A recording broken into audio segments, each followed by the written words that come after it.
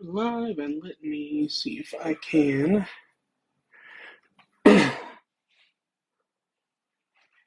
Supposed to be trying to set up a Q&A. We're going to try to do this tonight. Let's see.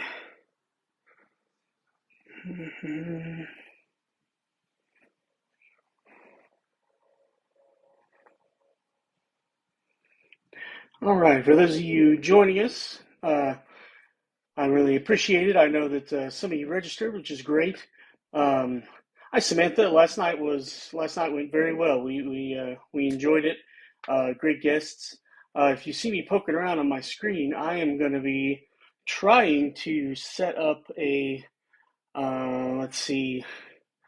Well, I don't want a lightning Q&A. I just want people to be able. Nope, that's not.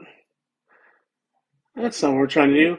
What we want, Jessica, what we want is to have you all, instead of just putting a whole ton of questions down there in the comments for my executive producer, Tanya, Celtic Blue, so that she's not trying to see those and point them all out. There was supposed to be just something on the very bottom that said Q&A, but I'm not positive that is how it's going to work. Okay, and you can't try out anything in the live until you are, in fact, in the live. So that's unfortunate. But for those of you who are coming in and haven't been here before, this is Book Talk on Book Talk, where we talk about books, or at least we start out talking about books. The conversation kind of goes where it goes.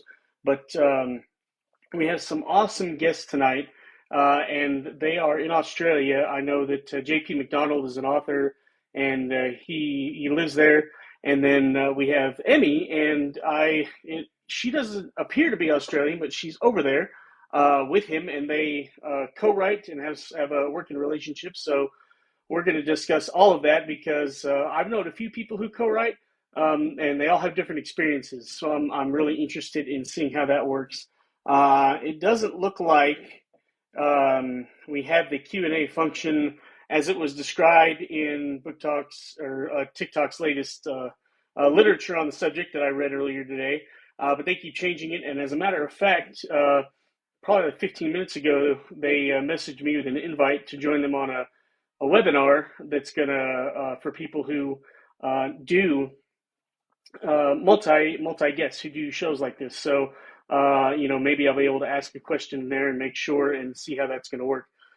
But anyway, the movie premiere, Jessica. Yes, so that was awesome. So I'm in Amarillo, Texas, and that is quite a ways away from Hollywood. Maybe not as far away as some of you guys, but in terms of culture, it couldn't almost be further away.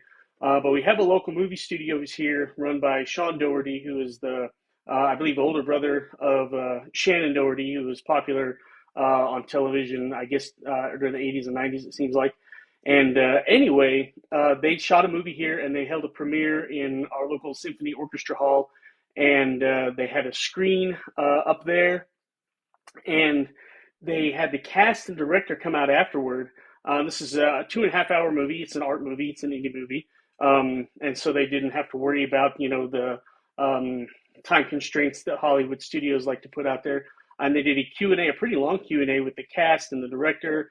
And I went with one of my really good friends, Jordan Garrett, and she got to ask a question, and she got an applause because her question was so good and she was talking. So it was really, really awesome. And I know that's not books, but it is entertainment. And I think most authors would love to have their stuff optioned for film and TV. So that's great. Well, we're glad you're here, Fresh World. That's anytime you can make it is great. We're not always here on Fridays. In fact, moving forward, we have it pretty much Wednesday at 7 all the way through going into February. Tanya is getting everybody signed up, and if you would like to be on the show, if you're an author or a narrator, we like to pair those up because those are two really interesting conversations that happen when you get them together. Celtic Blue, to you. She's going to be in the comments, so follow her, and then she'll follow you back, and you can message.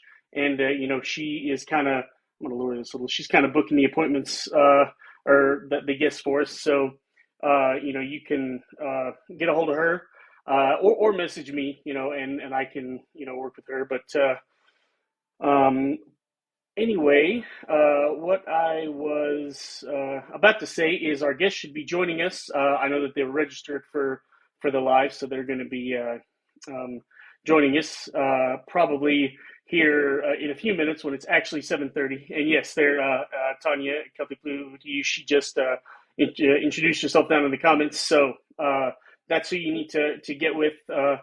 Because what we figured out was that there was a lot of interest. Okay, all right. So they're getting ready. But there's a lot of interest, and the conversations that bookish people have with each other. Hi, Molly. Um, are so unique and different and interesting to those of us who are in that world that getting to actually have that interaction is so awesome. And if you can do it on a regular basis, if you don't have a critique group or you don't go to a lot of writing conferences, this is a way where we can all have a conversation, and we're all Tony's excited and Molly's here. Good, and that's the thing is that we all want to be friends, right? We're all trying to have a place to meet every week, and talk books and talk creativity and talk about our art. And even if you're not a writer, like we are, um, I know that what we talk about here can inspire people who are in all kinds of artistic endeavors. Let's see. Oh, okay. Well,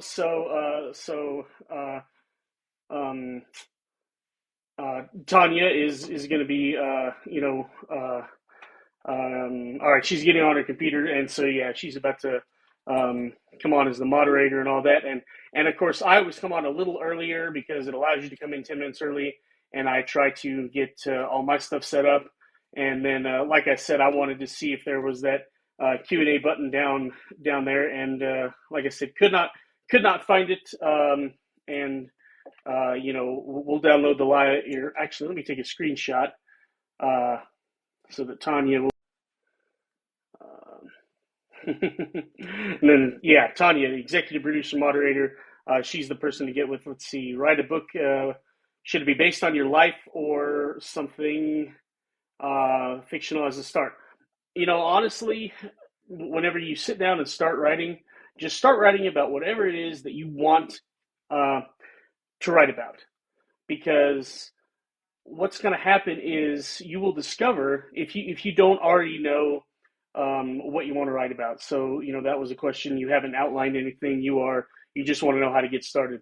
I would just sit down and start writing whatever you want to, whether you want to write about something that happened in your real life, whether you want to write about a princess who slays dragons, whether you want to write about some kind of supernatural monster if you're writing horror, whatever you want to write about, just start writing, and eventually you're going to find a rhythm, and your brain and your fingertips and that creative part of yourself will tell you what it is that you want to what you want to write actually. And a lot of writers will say, and the joke is that my character decided to do their own thing, or my character, and I had this happen once in my brain as I was watching the little movie playing in my head that I'm writing, turned to me and said, "Have you figured out who I am yet?"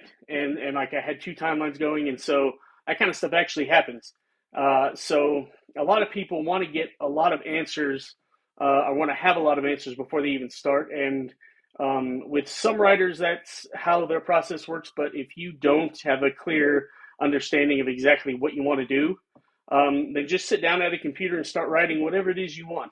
And of course, a lot of times when I give that advice, I get people saying, "Well, I mean, what kind of stuff is that? You didn't even answer my question." And yeah, I love it when the characters give you a little trouble and they go off and do their own thing.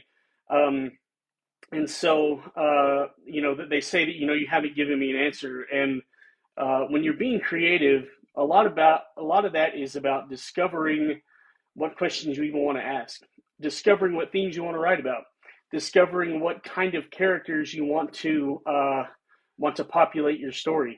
There's just so much magic that happens when you're creating something, and I know what it's like for writers. And then my sister is a traditional artist, and it's we can talk about some stuff, but I will never understand what goes into the things that she is processing whenever she is drawing something, because I can't even do stick figures, so that's not something that I'm familiar with.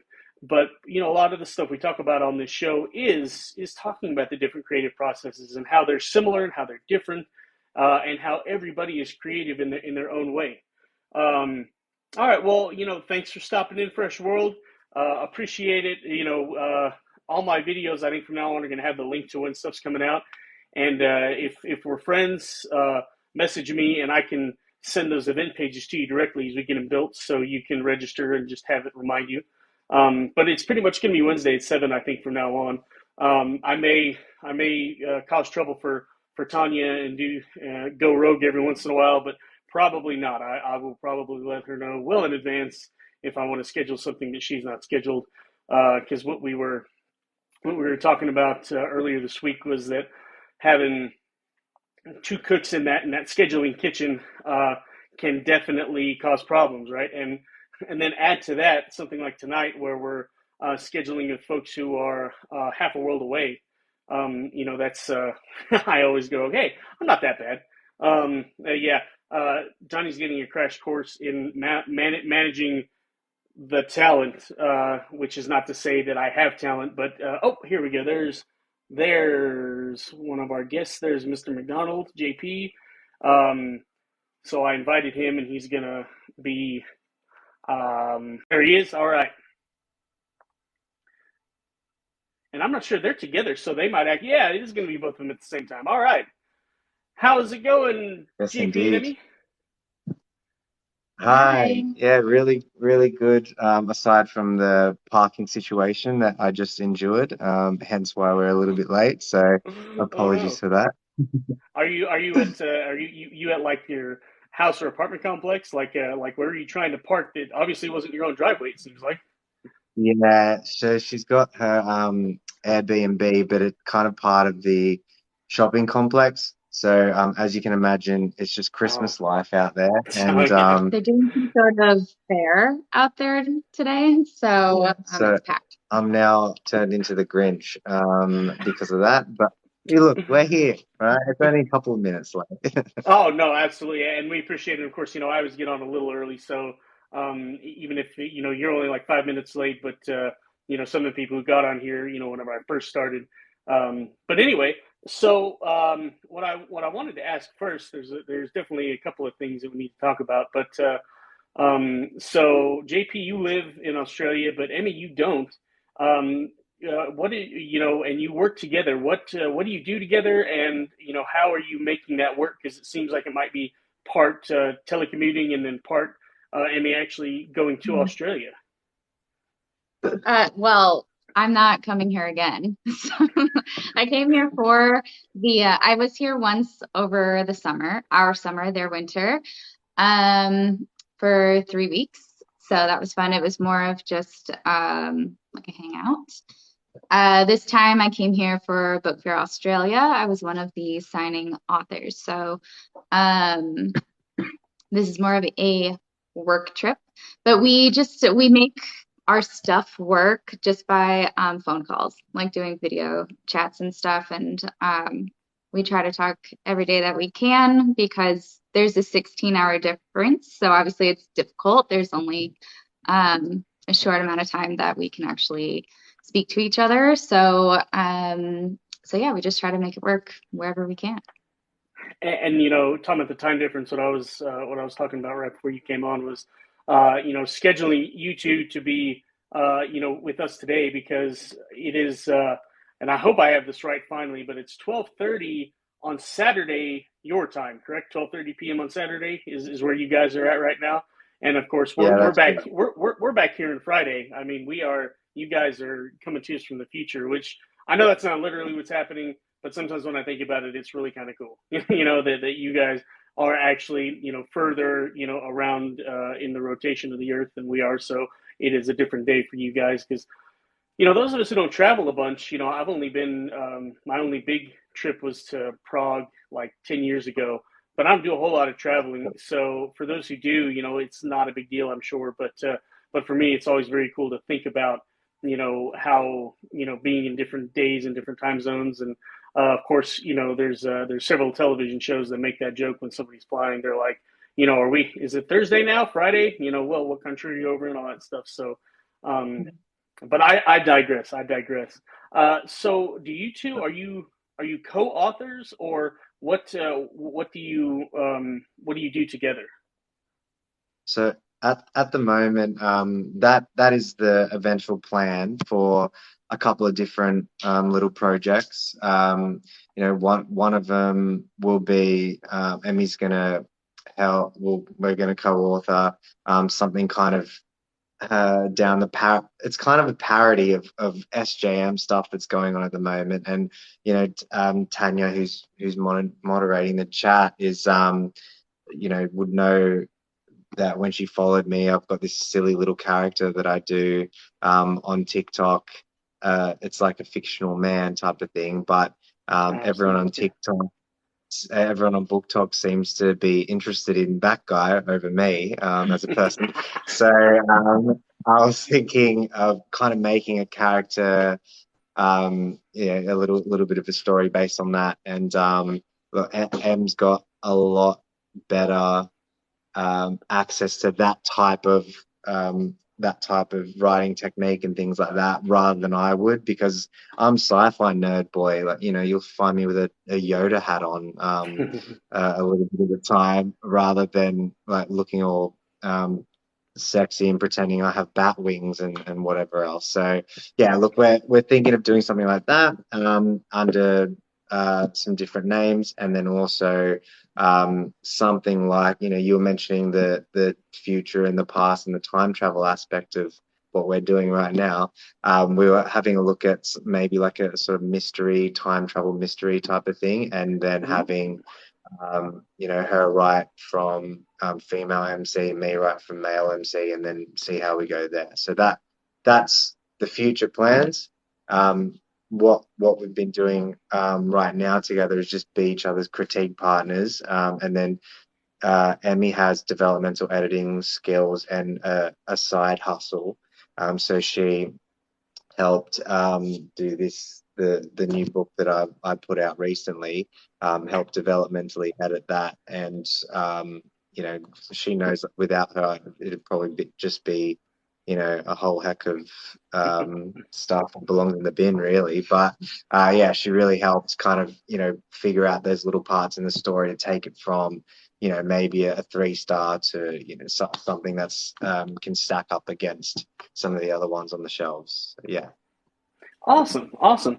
And then, so I was going to ask you guys about, and we'll get to your alter ego dads here in a minute. But I did want to ask, because it just happened so recently, that Australian Book Festival that you guys were at. So how Emmy, did you like secure a spot in that sort of event? Because I go to a lot of different writer conventions and stuff here in the States, and then Blue Handle Publishing, my bosses, the sort of publishing and sales team, they go to a lot of the different bookseller events here in the U.S. But it must have been something a little different that landed you over in Australia for one of those conventions. Yeah, I will say, given my experience with trying to do these things in the States versus, in particular, Australia, they really care about their writers here, and in particular, indie authors. So they're a lot more open to having, like the more authors, the better. Mm-hmm. I think I was probably one of the, there was me and I think she said someone from the Philippines, maybe. We were the only two international authors, and I was the only one like willing to travel. So, so yeah, she was like, yeah, okay, come on and do it. And so I did. It was great for me. It was worth the trip to come out here. I met a lot of, like other writers that I interact with through like Instagram and stuff, and a ton of readers who know me and like who knew my books and like came there to see me, which was really cool. You know, it's just like a little bit different when you have something set up in your own state, like in your own town or area where people like maybe have heard of you versus like being on the other side of the world and people have heard of you. Yeah. It's like it's really wild. So yeah, that was really cool. And so I was just like, yeah, you know, are you gonna have international people? And she was like, yeah, if you want to come out. And I was like, all right, done. That was it. Very cool. Very cool. I like that. And yeah, so you're talking about how they're more open to indie authors over there than here in the US. I definitely that is one of the big things that authors talk about, and some complain and some don't, depending on the event you're at, about that sort of a gatekeeping mentality. And in crime fiction where I live, there's one major one called Left Coast Crime. Which, as you can imagine, takes place on the West Coast mostly. But they were in Albuquerque, which was only a 4-hour drive from me in Amarillo, Texas. So I went earlier this year, and that was one of the most welcoming crime fiction author conventions I've been to when it comes to indie authors. They actually their bookstore only did consignment stuff. They weren't, because a lot of times you put in with the bookstore. I've been published by 2 small presses, which I'm eternally grateful for, and they're available through the normal channels. But they didn't normally have to put in my ISBNs and requests and all that stuff. And they said, hey, we're just anybody who wants to come and bring their books are going to be able to sell them. Fill out the consignment form. So that was a very different culture over there. But then you have the major ones like VoucherCon and Thriller Fest and stuff. And yes, it is definitely if you're not with and some of them, if you're not even with a major publisher, even the small press people are kind of tossed to the side. Yeah. And so sounds like Australia has a different vibe going on, which is really nice. Yeah, it is really cool. Just the difference in like how much easier it was to communicate. Like, I'm an indie author. I do this myself, whatever. And they're so welcoming. There's a ton of indie bookstores here. I've been in, I think, 4 different ones over here at this point, and I can barely get into one like in my town, So it's really crazy how much more they're willing to support their authors, and it doesn't really matter that it's an indie thing. So I think the first major like indie convention that I'm going to be doing is Storybook Fest next July in Kansas City, where they're going to have like I think like 120 different indie authors. Yeah, that's really cool, and it's only indie authors. So I jumped right on at the opportunity to do that one. And then there's another one happening in Tampa specifically for fantasy romance authors, but that one was a little bit more difficult for me to get into because they are featuring really popular authors. And so I was on a wait list for a little bit, and then they were like, oh yeah, you can come. And so I don't really think it's going to be that successful for me, but it'll be a cool experience to be a part of that. So that's Oh really yeah. out of the entire United States, those are like the only real opportunities that I've had to do anything, which is wild to me. Yeah. So yeah, anything that I could do over here, I would want to do it. And then to kind of turn the tables, JP, are you actively trying to get into stuff over here in the United States, or is there anything that you would like to, any conventions you'd like to go to? I think I think ultimately, like, I'd love to. I think it's probably difficult.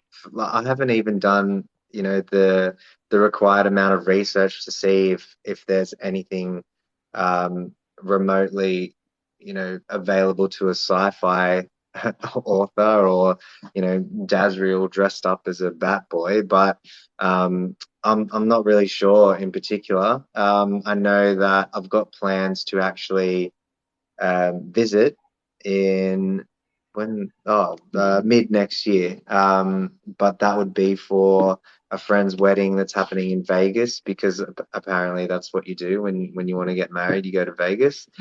And yeah, so I've never actually been before, and so I would love to take a little bit of time and just get to see what's happening on that side.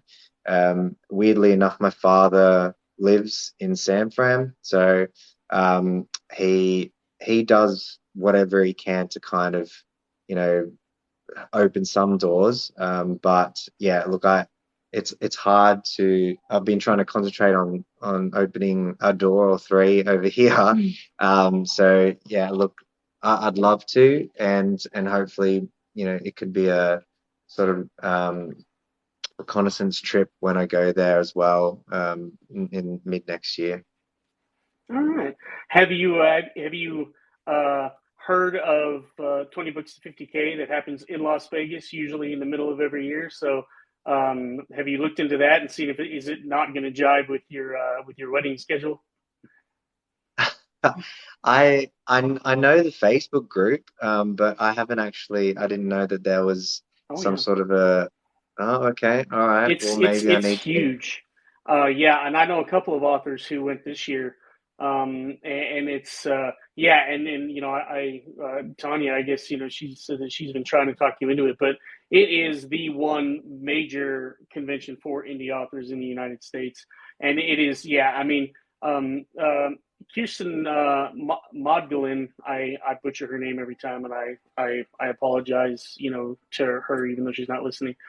But she is a really big indie author over here, and she actually just won the big award at Killer Nashville the this past year. She writes crime fiction, she writes psychological thrillers, and she was one of the featured guests there because you know, she's one of the indie authors who, you know, makes six figures, and you know, she puts out like 12 to 15 books a year. You know, at least one a month. You know, she does the rapid release type stuff. And she also does some stuff on her own, and she also works with Bookouture over there in the UK. And so she works more. She works almost as much as Tanya does for all of us here on Book Talk. But but yeah, she's a featured guest, and she took a photo, and they are in a major, you know, Las Vegas conference room, and there are hundreds of people there to watch her speak, and that was an awesome photo for me to see when she posted on Facebook.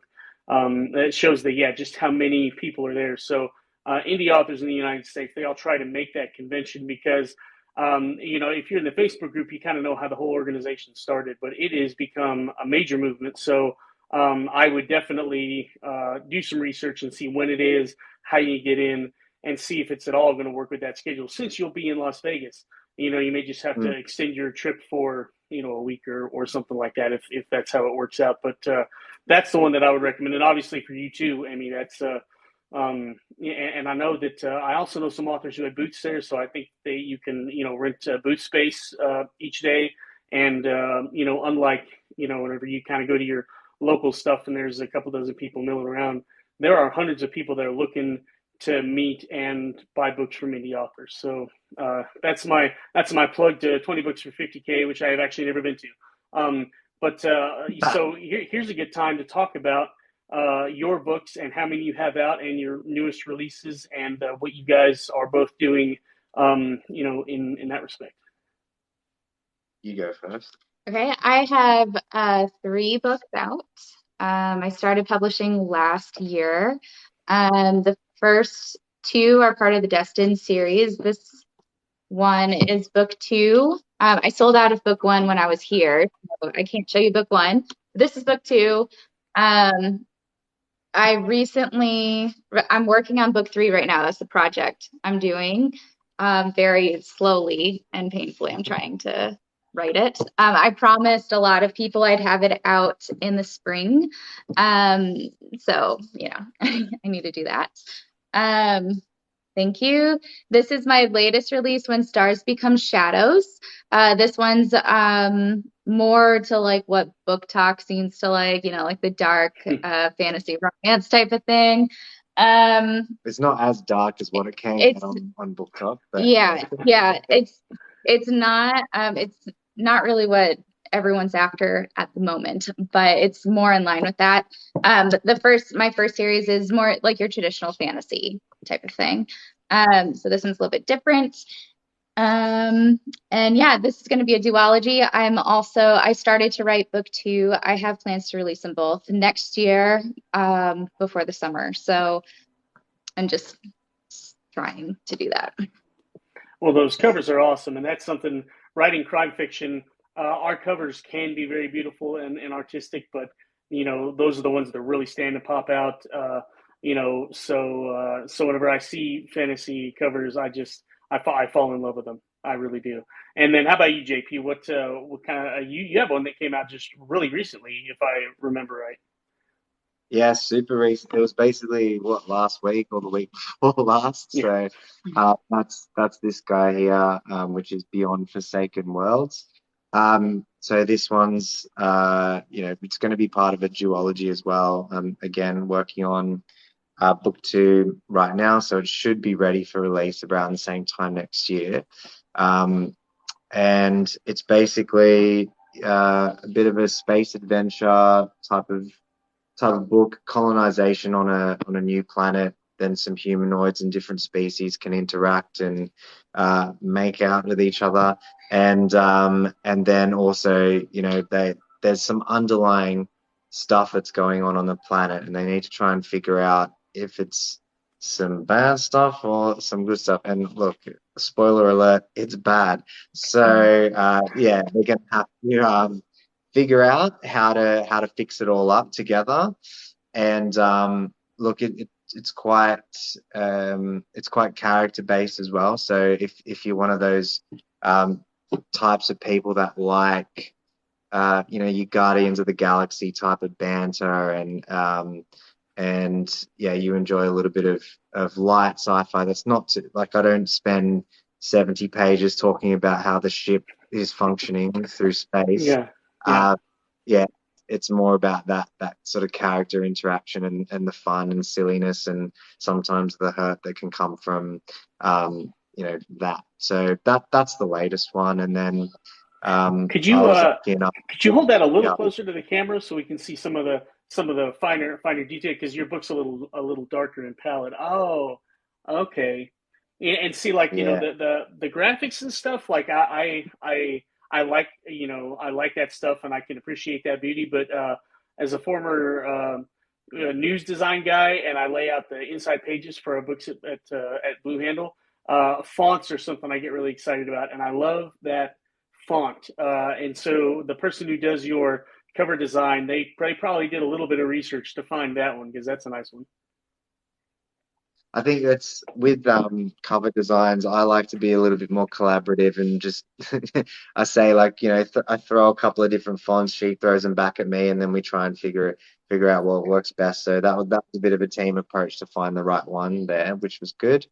And then just quickly on the first one that I did, which was about last year. This one, they have like oh, it's upside down. There we go. Now we got it. Hardcover covers as well.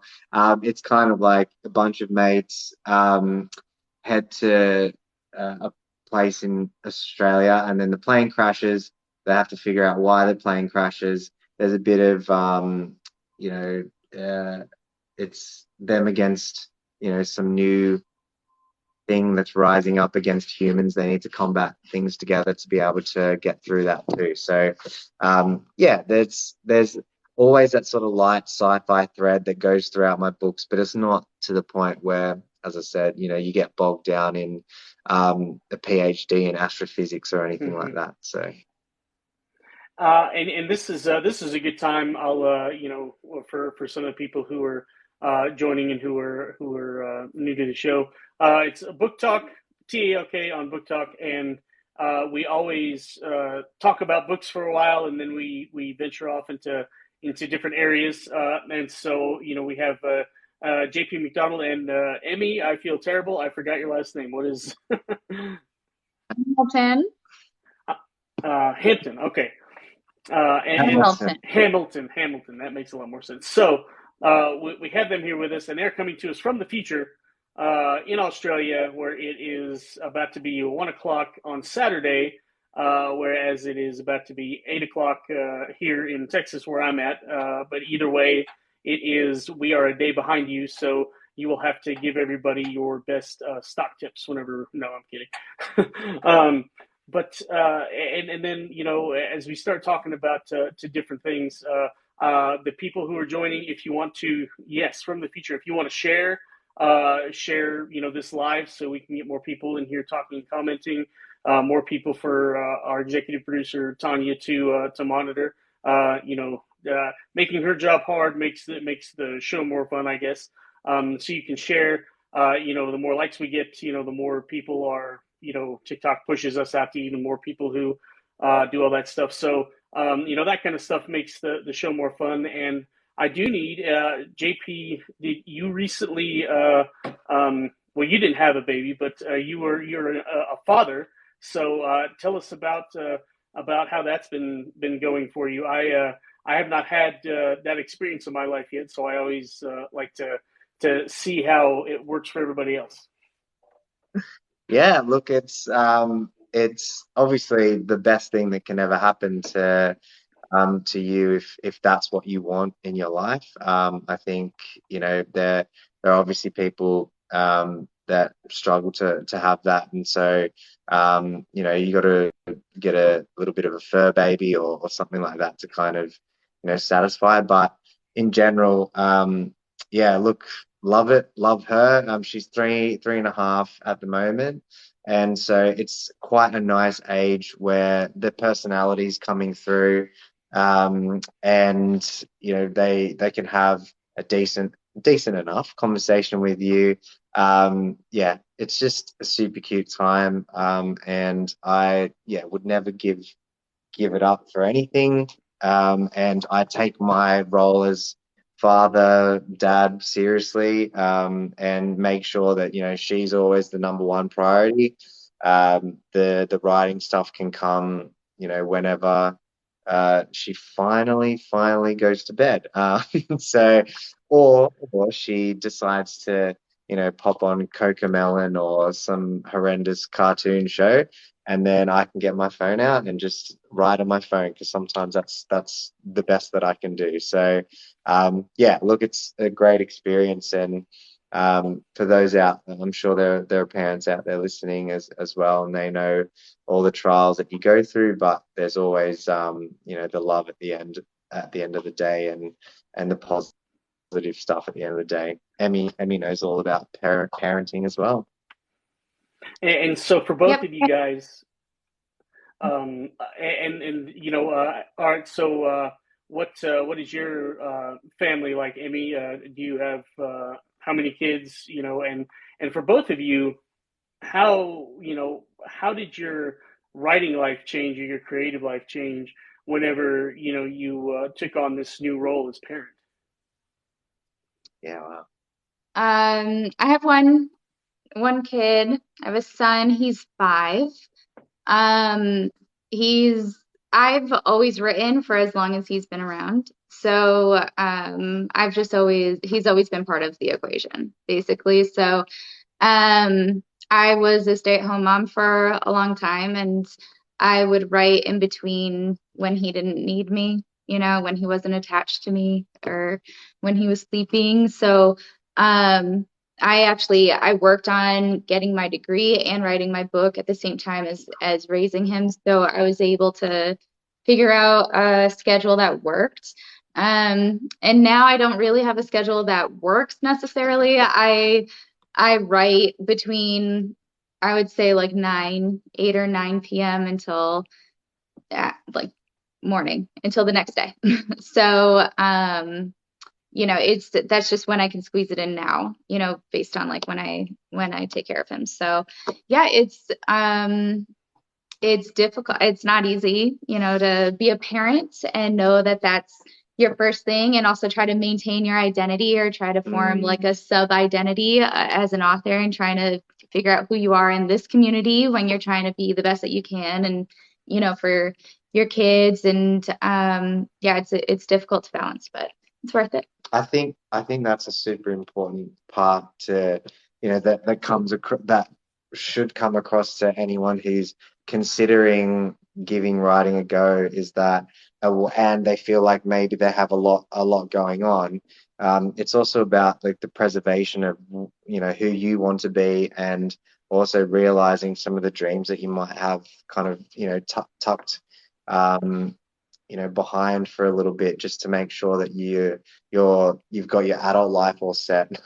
I think it's definitely important to kind of bring those out and nurture those two despite what the situation is. So, it could be, obviously we have our priorities of our children and whatever else, but then there's always a little bit of time, whether it's 10 minutes in a day, whether it's an hour in the day, to kind of nurture your identity and nurture some of those dreams that you might want to push out into the world. So I think that's a good lesson um, for kids in general, like to be a role model for, is that to go after your dreams and to go after something, work hard for it.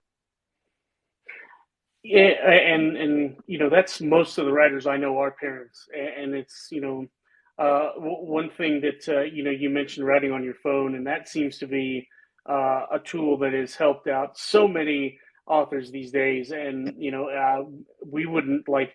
I can still remember before smartphones, and there wasn't any.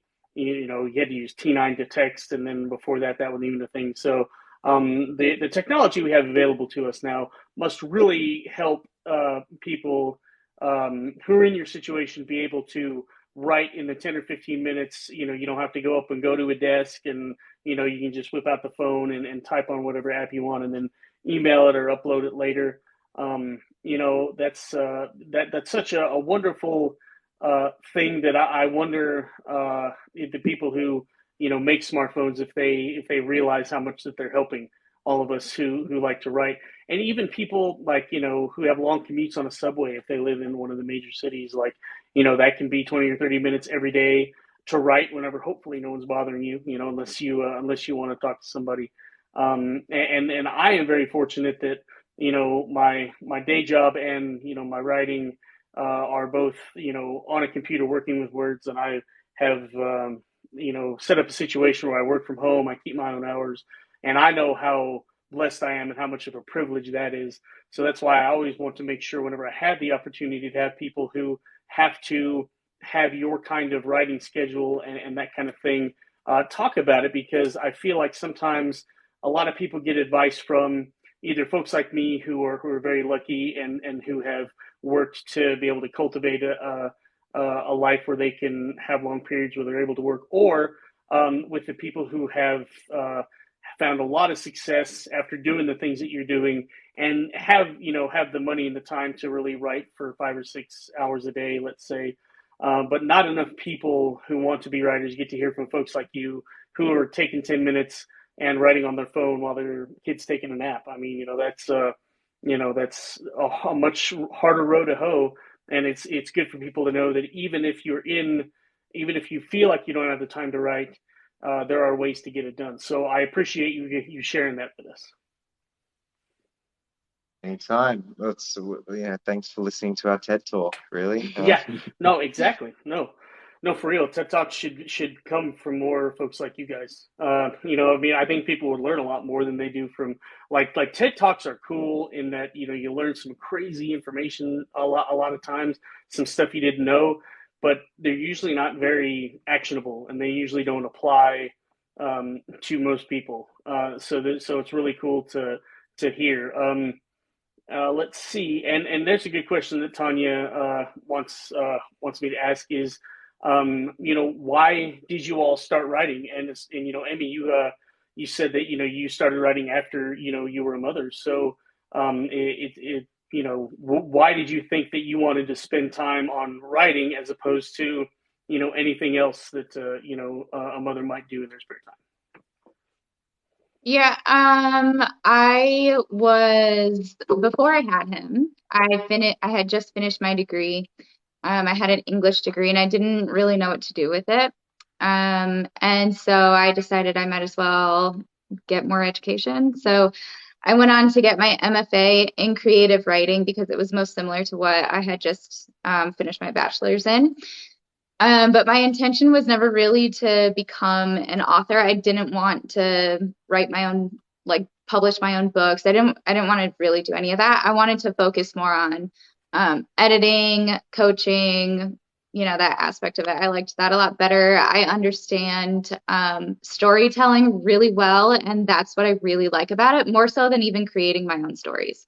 A lot of times I have to drag myself into writing and like really motivate myself. Whereas if JP was sending me something, I would immediately work on his thing before working on mine because I find that more enjoyable for me.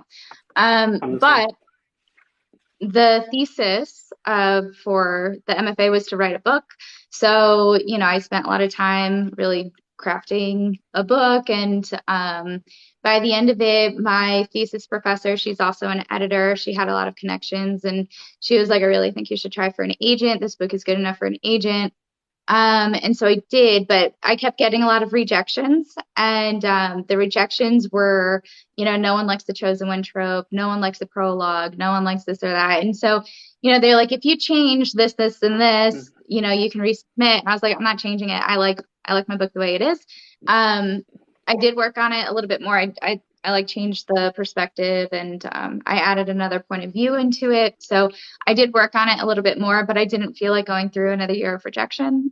So that's when I decided to just put it out myself. And because I wrote one, which was a book one, I obviously had to write book two. And now that I have book two, I of course have to write book three, but then I got caught up in a different story idea, as you do. And so, then I published this book, which also is a book one. So now I have to write book two of that one. So basically, I'm trying to catch up to this one thing I wanted to do that turned into an entire, 3-year long project now. So once I finish that, I'm trying to focus in the new year. I really want to focus more on my editing aspect. And try to get more editing clients and book coaching clients because that's really where I find more enjoyment. But that's really what started me writing is I didn't know what to do with my life and I went to school and I decided why not. Gotcha. How Yeah, about you, JP? yeah. From my perspective, I was basically had started the first story back in when I was in high school as a sort of project within a science fiction topic in class. So, the bones of that was constructed then. And as I went through life, I was mainly pursuing music related stuff. I was always writing lyrics and was always writing, composing songs and things like that. So, there was always some writing element. And then, look, it usually just kind of went in waves. Like I'd really focus on music and put stuff out and send it to Spotify or whatever. And then in the other, it might take a year and then I'll be back on writing and making sure I could refine yet another, go over the manuscript yet again. And it only came to, I think it was a writers festival that was over here, went and one of the authors there, I just really connected with what she was saying. Her name's Catherine Barker. She's a fellow Australian author, but she just had some really good words and really good advice. And basically, the one thing that got me writing properly again and really having this goal was that she said everyone has a story to tell. People want to hear that story basically. So I was like, yeah, maybe that's true. And so I just took it up a little bit more seriously, and all of a sudden 2 years later, 2 books later, which is cool. So, and we'll just keep it going as long as I ride that wave, I guess. Awesome. And so going back to you, Emmy, you had those R&R opportunities, revise and resubmit. I had a similar experience with one of my books, Let the Guilty Pay, because I was using, and it's no secret that my narrator is holding stuff back. He's unreliable. And so a lot of the agents and the editors, as we went forward talking about the story, they like it, they like it.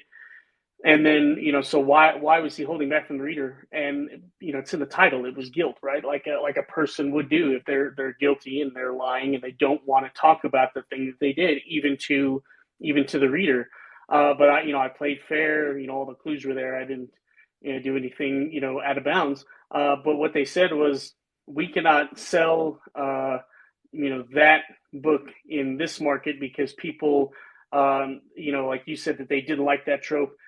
They actually, at that time, and this was in like 2019, they wanted the, I had amnesia, I was blackout drunk or high, like Girl on the Train, and that sort of stuff. So it was like, oh well, that's definitely not what's going on here. And they're like, yeah, and we don't want to ask you to change because, and I had a few pull requests, and they're like, we really don't want you to have to change, your entire ending in the entire game that you're playing with the reader.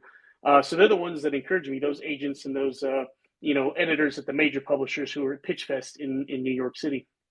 And they said, if I were you, I would reach out to some small publishers because, it's going to get snatched up quickly. And they were right. It was like 2 weeks after I sent to the first round of small presses that, I got an offer with some people I'd met before and really liked.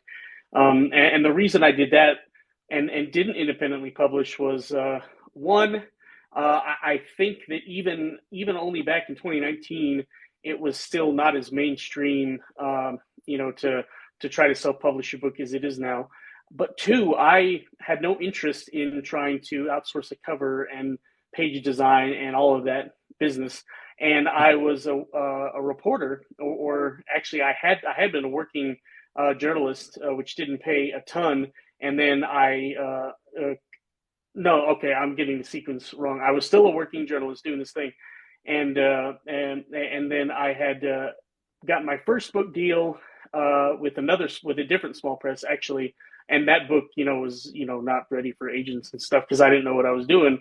I had my job, and then I was writing on the side, and but I submitted to small presses, didn't even try for an agent, which nowadays I would have just self-published it. Is the difference in the culture. But yeah, I didn't want to learn how to do that.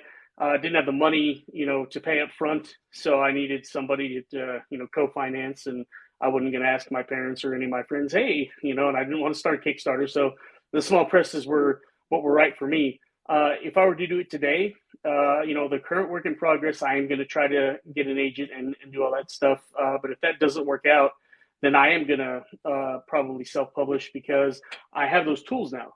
I can design a cover, or I know where to go, and I know that I would have to save up, and I can plan for that, and I know how to do the interior layout and the marketing and stuff. So it just shows to me, in the way I think, how far independent publishing has come, even in the last few years. Even since the last time I even was out, going to go on submission, because I had 2 big deals. So I finished all those contracts. And then once I did that, I was doing that during the pandemic, and we got my books released. And I said, okay, I'm in a different world now. Everybody's in a different world after 2020 and 2021. So what do I want out of my writing career? And I had just gotten the new job with Blue Handle Publishing, where I edit books. And so when you said that, if you have an editing job come in, you do that before you do your own writing, it's me too. It shouldn't be, but it totally is. I would rather edit the manuscript that came in and give developmental notes rather than sit down and work on my own project. But I decided, what do I want to do? And I said, I am going to try one more time for the major publishing contracts, because, going to the conventions that I've gone to, through even the small press publication, I still am considered a traditionally published author, so I get invited to all that stuff, and I serve on the panels and all that business. So I have connections there now. So my thought process is, okay, let's see if I can do what people say you're supposed to do and use those connections to, get, a real good foothold into that industry. Because I won't lie, the thought of, getting advanced even $10,000 on a book would be great, would really help me financially. So if I think I can do that, even if it takes a year, I'm going to try to do that. And I'm also more comfortable doing that because I know that if that doesn't work, I have this other thing to not fall back on, but I have this other option that is such a good option. It's not, you have one way to get published, or, you're going to feel miserable. It's like, no, you can try for this. You can try to be the next big thing in major New York publishing. And if that doesn't work, well, then I'm going to be just fine self-publishing my novel and doing everything I know I can do there. And so it's not a better or worse situation. It's, an either or, and what do I want out of my project that I'm working on. And a lot of people, whenever they come to ask me, and I'm sure that they ask you guys too, which publishing path should I choose? I always ask them, well, what is your goal? Like me, I absolutely want to go into bookstores and sign my books and go to these major conventions and be featured guests and all that stuff. Like, I find that to be a very cool thing to do. And some people would not. And a lot of people want that total control because, as I know from working at a small press and from having published with them and knowing a lot of people who published major publishers, yeah, there's a lot of compromise that comes in with your cover, with your stories sometimes, depending on what you've written, with the marketing copy. They write all that. You get a say sometimes, and it's a lot of compromises, and so that's what you give up for the major distribution that those big publishers have. But if it's your baby and you want it exactly how you want it, then self-publish it, and as long as you do the best job you can, it's going to find an audience, it's going to find a market, and you are going to be happy.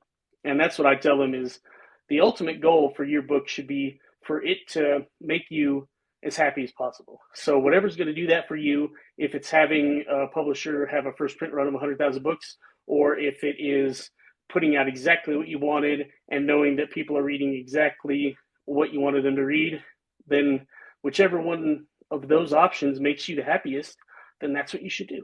It's not an either or.